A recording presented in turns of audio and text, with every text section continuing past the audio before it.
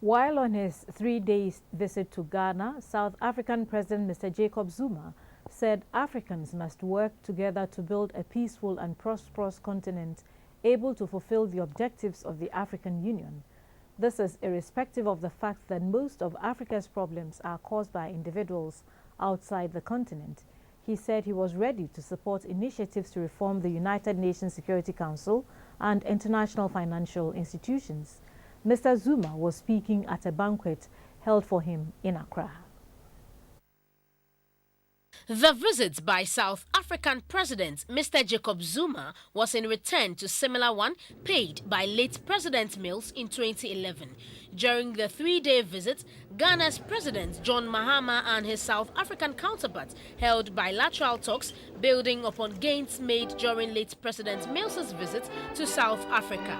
More agreements were also signed in areas of transport, air services and electricity cooperation. Mr. Zuma also laid wreaths on the tombs of Osagyefo Dr. Kwame Nkrumah, his wife Fathia, and paid his respects to late President Mills. The banquet was attended by 2 former presidents, Jerry John Rawlings and John Agyekum Kufuor. They were treated to Ghanaian cultural performances and a South African Zulu dance by a Ghanaian dance group resident in South Africa.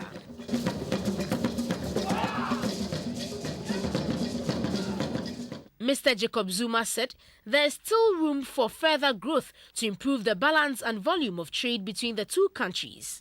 We have to take advantage of the current growth trajectory, as Africa is one of the fastest growing regions in the world, in spite of the global economic meltdown.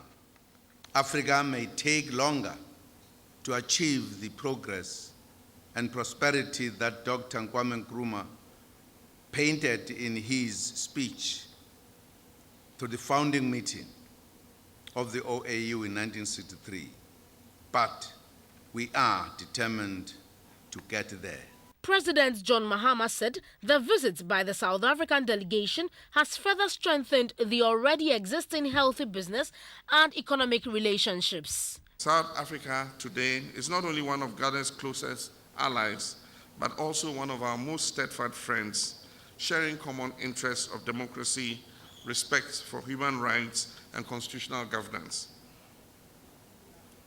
Our discussions today, the meetings of our ministerial teams, the business and investment component of the visit, which we had the opportunity of joining earlier this afternoon, have all pointed to one conclusion: Ghana and South Africa are ready to expand and improve their business relations. Trade between our two countries has been improving, and the benefits of this visit will be reflected sooner rather than later. The South African president and his delegation has since returned home.